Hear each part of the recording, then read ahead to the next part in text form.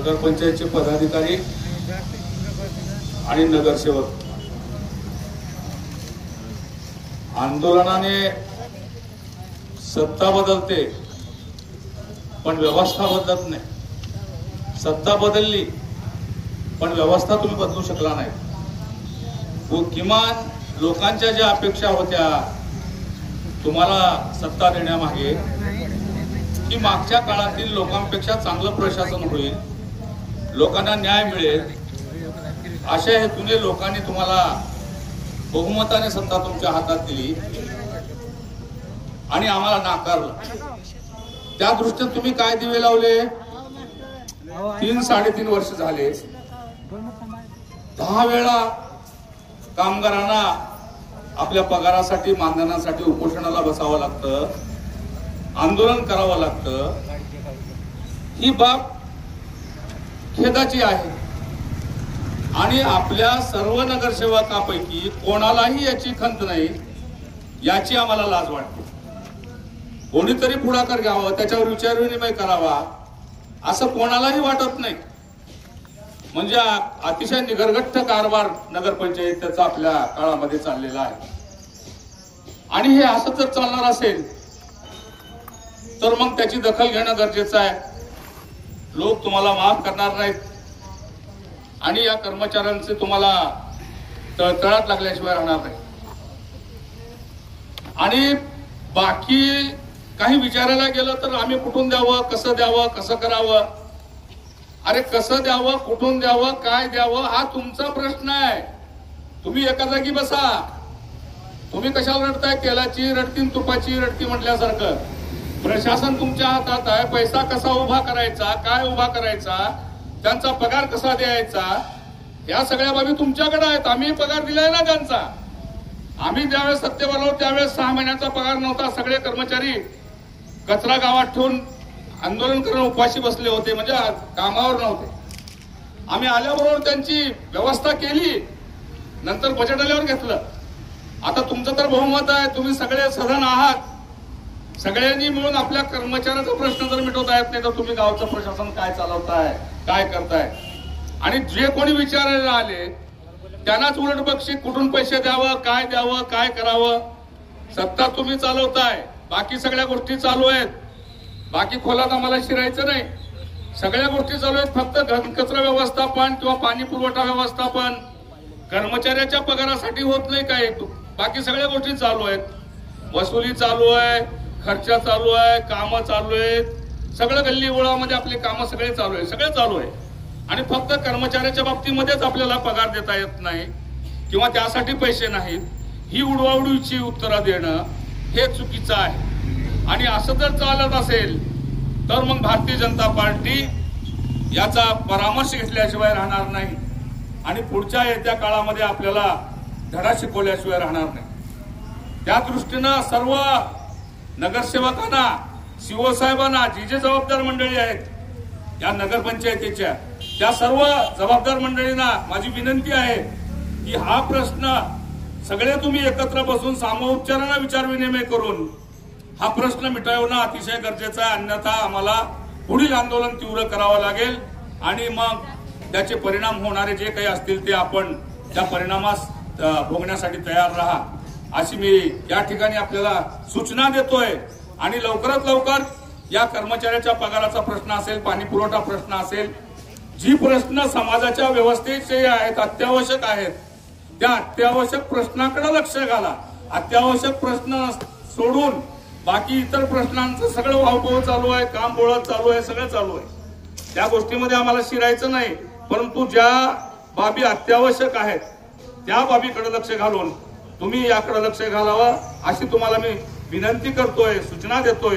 एवढंच या प्रसंगी बोलून मी माझे 2 शब्द संपवतो। जय हिंद, जय भारत। आणि ज्या भगिनींच्यासाठी आम्ही या ठिकाणी आलो संघर्ष करायला, त्या या ठिकाणी उपस्थित सर्व देवणीत स्वच्छतेची काळजी घेणारे या ठिकाणी उपस्थित असणाऱ्या माझ्या माता भगिनी, दररोज सकाळी एक त्या घंटा गाडीवर एक स्पीकरवर सांगितलं जातं, देवणी नगरपंचायत 2025च्या स्वच्छता अभियानात सहभागी झालेली आहे, तर देवणीतल्या नागरिकांनी त्यात आपण सहकार्य करावं। अरे ज्यांच्या बळावर तुम्ही स्वच्छतेच्या अभियानात सहभागी झालात त्या कर्मचाऱ्यांचा पगार तुम्ही जर देणार नसाल तर काय तुम्ही स्वच्छता अभियानात सहभागी घेऊन करणार आहात? ही नगरपंचायत ज्यांच्या नेतृत्वात चालते ते स्वयंघोषित उद्योगपती निवडणुकीच्या काळात आपण ज्यांच्यावरती विश्वास ठेवून निवडून दिलात.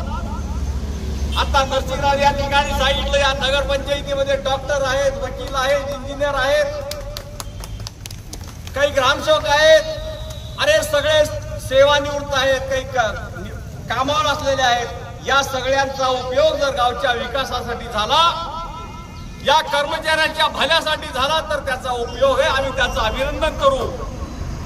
पण तुमच्या सगळ्याचा त्या डिग्र्या, तुमच्या सगळ्याचा त्या पदव्या या कामगारांच्या जीवावर उठणार असतील तर भारतीय जनता पार्टीचा कार्यकर्ता तुमच्या नरड्यावर पाय दिल्याशिवाय राहणार नाही, हे या ठिकाणी जाहीर करतोय.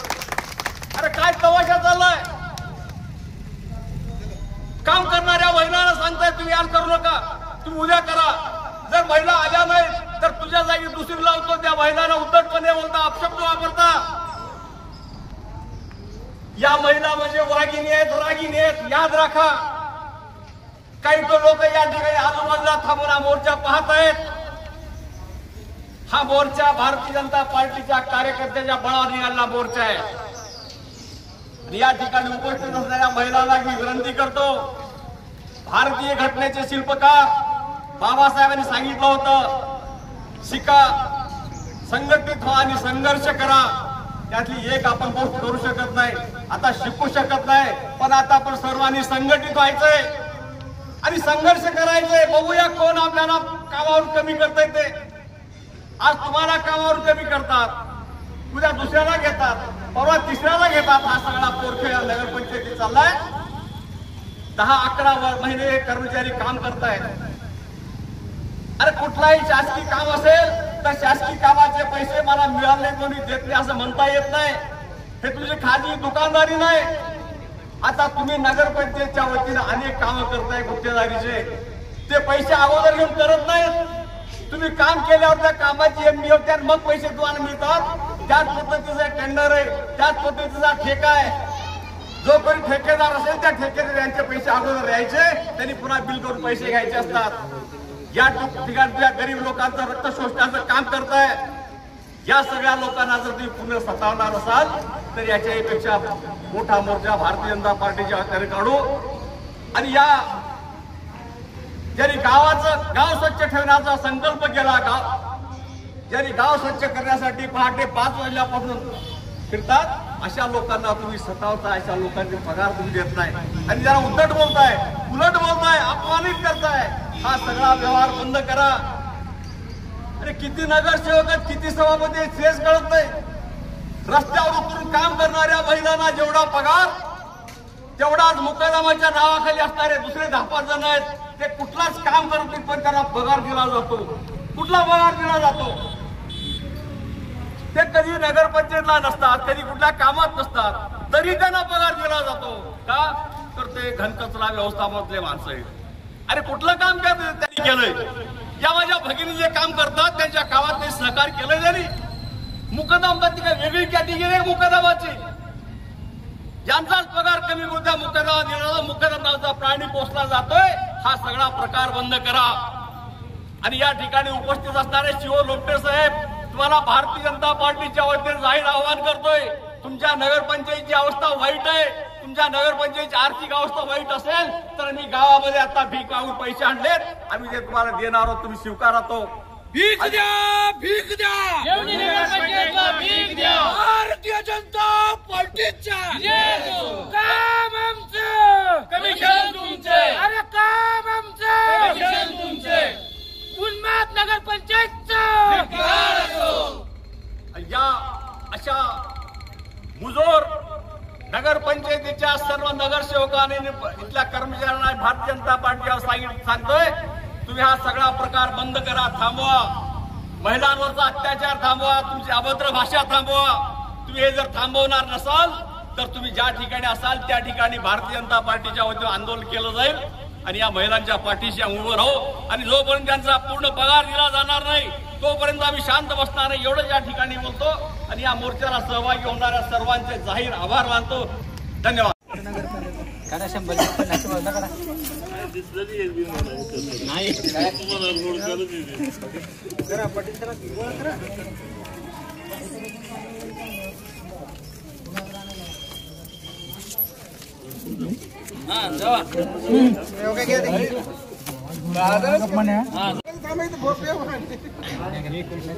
या कर्मचारी शिवसाहेब घ्या पैसे थोडे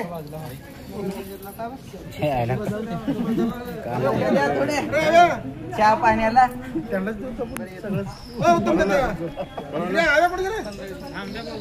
अभि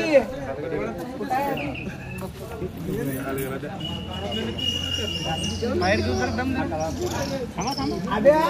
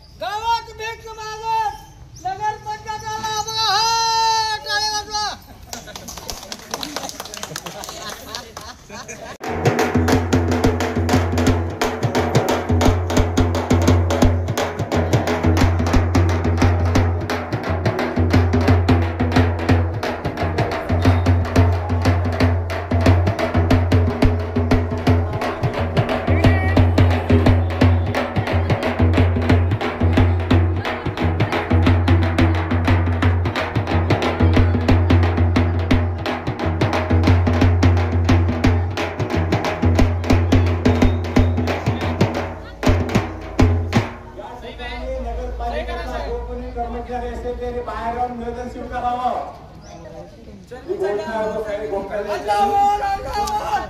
और जोर से अल्लाह बोल, ताली से बोल, अल्लाह बोल, अल्लाह बोल,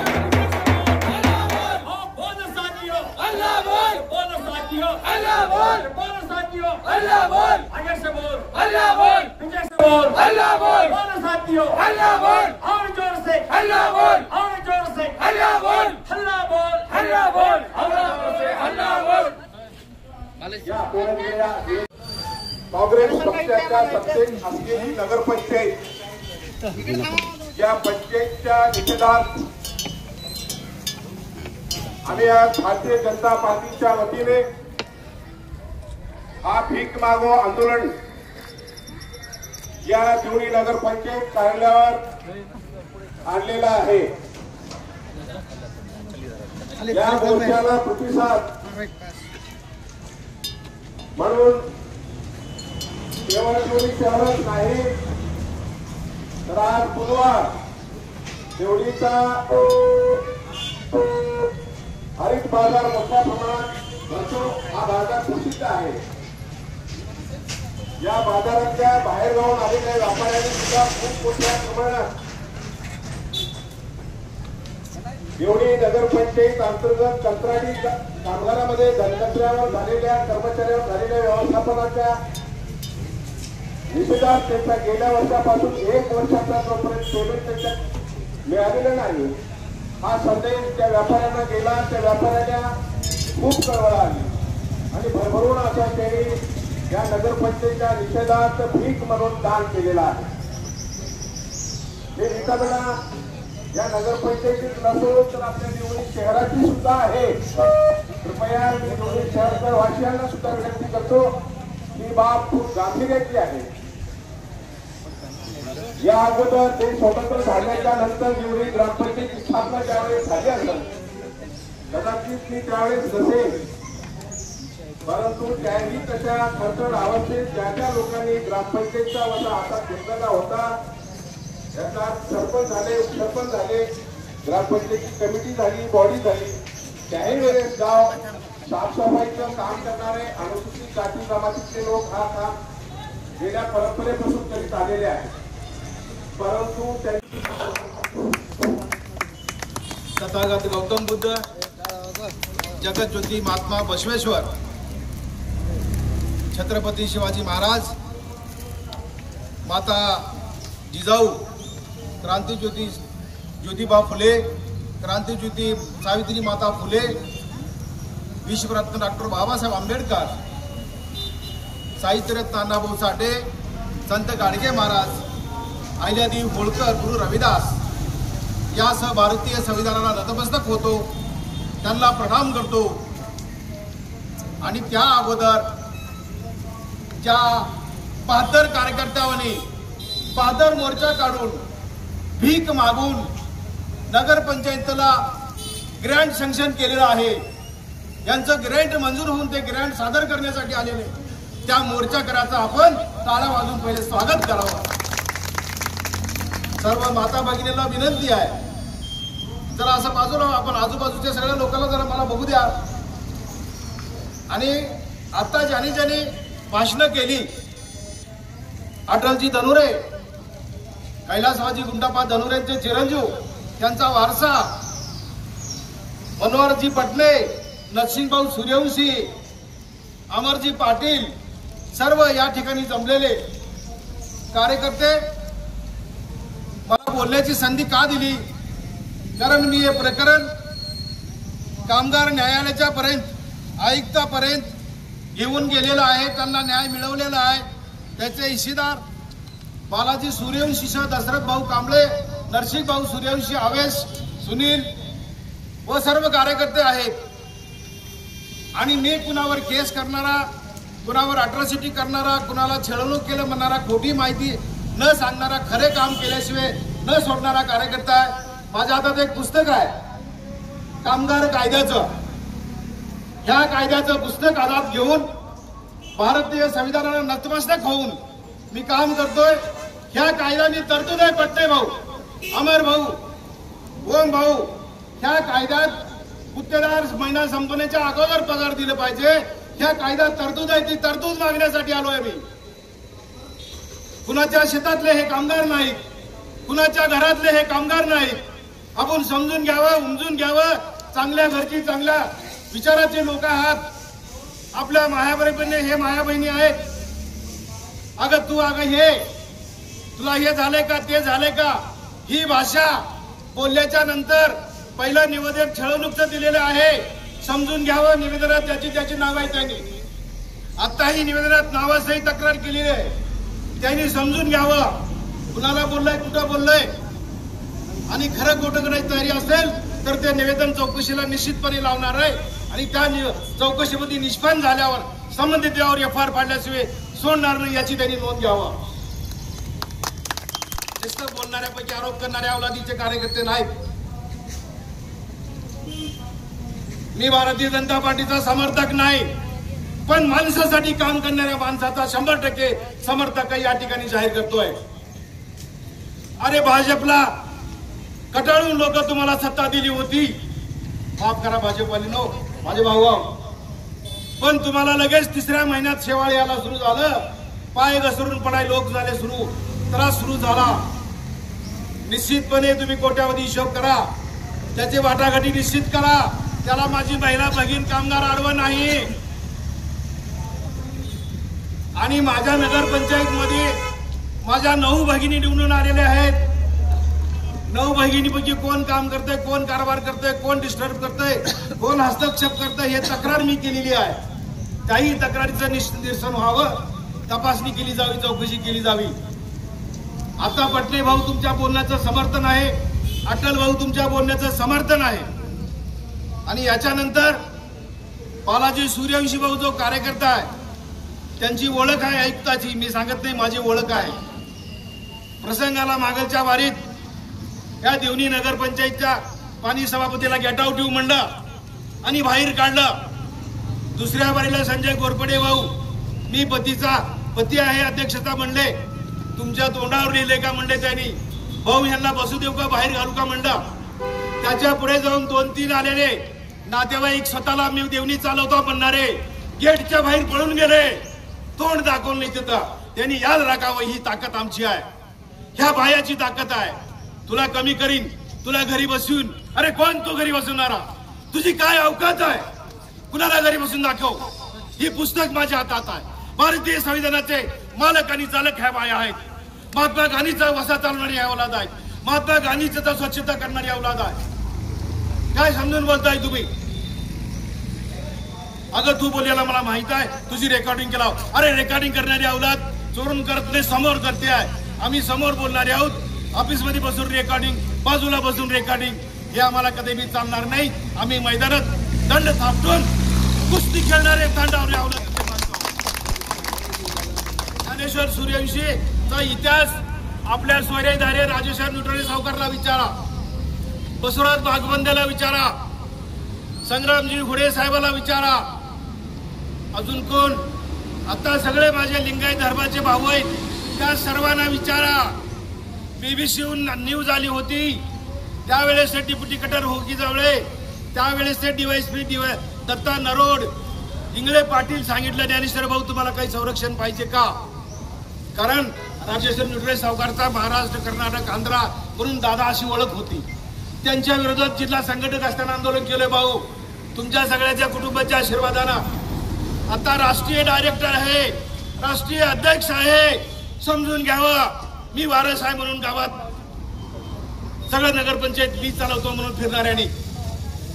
मला माहित आहे का गाडीच्या खाली काय चालतंय? हो बैलगाडीच्या खाली काय चालतंय? त्याला म्हणते की मीच गाडी चालवणार. तशी अवस्था आमच्या देवणी नगरपंचायतची दिसते आहे. कोणी बघतो, कोणीच नाही. कवा बी यायचं, कुणाला बी विचारायचं काय या शिवला इशारा देतो. यानंतर हस्तक्षेप नातेवाईकाचा झाला तर ते तरतूद आहे, ते जीआर दिले काल परवा, निलंबित करायचा अधिकार शिवला आणि अध्यक्षाला आहेत. त्या जीआरप्रमाणे त्या नातेवाईकांचे सदस्यत्व रद्द केल्याशिवाय आम्ही गप्प बसणार नाही, हा इशारा या ठिकाणी देतो आहे. अरे माझ्या 9 बहिणीला काम करू द्या, त्यांना काम करू द्यायचं नाही. तुम्ही निवडणूक कशाला लढवली? त्यांना घराच्या बाहेर काढायचं नव्हतं तर त्यांना कशाला उमेदवार केले? त्यांना करू द्या काम. त्या बहिणी तुमच्यापेक्षा हुशार आहेत, तुमच्यापेक्षा ज्ञानी आहेत, तुमच्यापेक्षा पवित्र आहेत त्या 9 बहिणी माझ्या. त्यांना पूर्ण वेळ काम करू द्या. तुम्ही नातेवाईक आहात, वारस आहात, सगळ्यात तुम्ही त्यांना पूर्ण वेळ काम करू द्या, अशी विनंती या ठिकाणी मी करतोय. आणि यानंतर बालाजी सूर्यवंशी ज्यांनी ज्यांनी भाषणे केले, जे जे बांधव मोर्चात आहेत, ज्या ज्या बहिणी सोबत आहेत, काही बहिणीला कामावर घेतलंय 5-6 बहिणी, त्यांच्यासाठी माझं आंदोलन आहे. त्या बहिणीला त्यांना काही फितूरपणाने फितूर केलंय, झाल्यात बहिणी माझ्या फितूर, तेही माझ्याच आहेत, त्यांनाही आम्ही सोडणार नाही.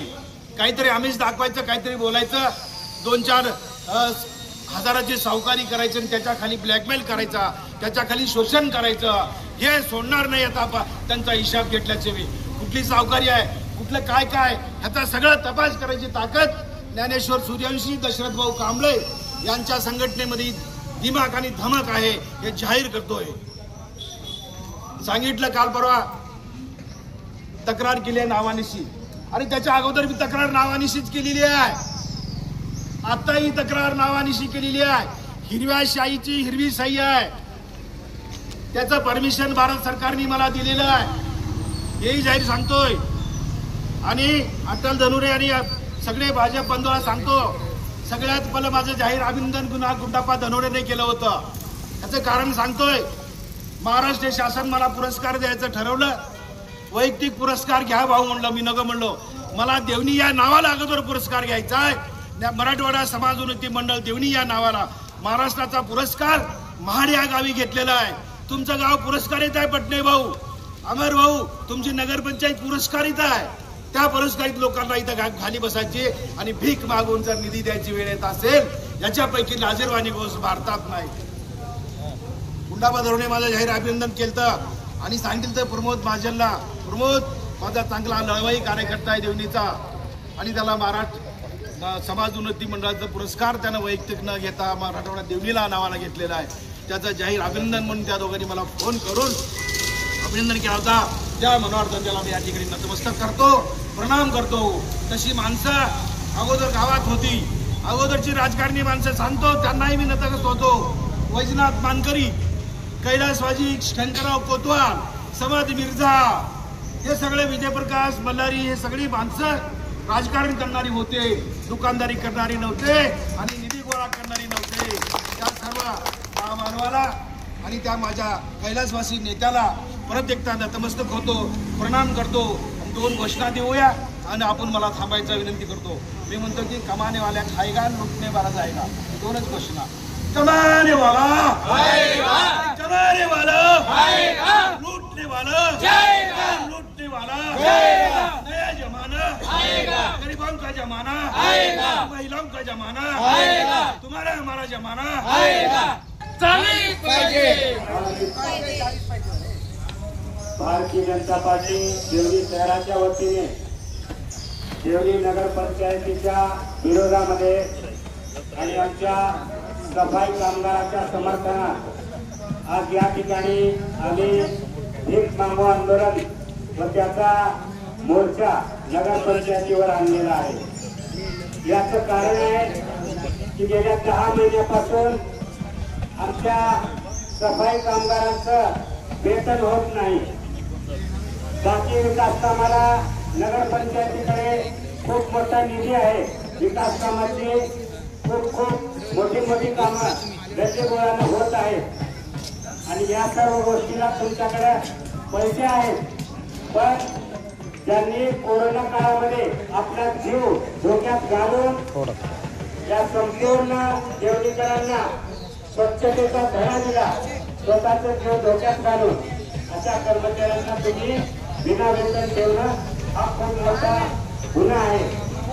आणि जे नगर पंचायतीवर का आली आहे हे त्यांनी स्वमूल्यमापन करावं.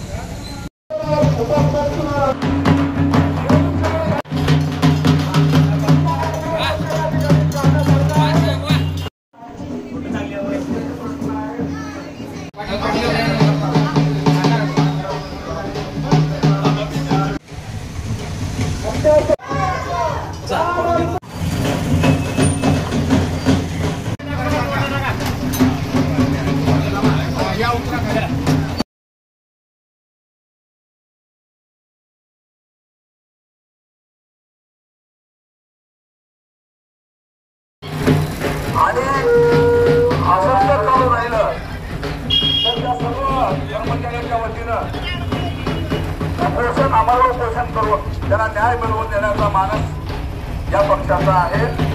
त्या दृष्टीनं पहिलं पाऊल म्हणून आज आपण भीक मागू आंदोलन करत आहोत. कृपया सर्व व्यापाऱ्यांना विनंती आहे, तुमचं घराघरी कचरा उचलणारे हे सगळे कर्मचारी आहेत. त्या कर्मचाऱ्यांची पगार वेतनापासून वंचित करून देवळी नगर पंचायतीने खूप मोठा अन्याय केला आहे आणि या अन्यायाला वाचा फोडण्यासाठी या ठिकाणी भारतीय जनता पार्टीचं भीक मागो आंदोलन चालू आहे. तुमच्याजवळ वेतन द्यायला पैसे नाहीत तर या कर्मचाऱ्यांची आपण नियुक्ती का केलात असा आमचा सवाल आहे. या प्रश्नाचं उत्तर नगर पंचायतीला द्यावं. भारतीय जनता पार्टीचा जय हो. देवळी नगर पंचायतीला भीक द्या. देवळी नगर पंचायतीला भीक द्या.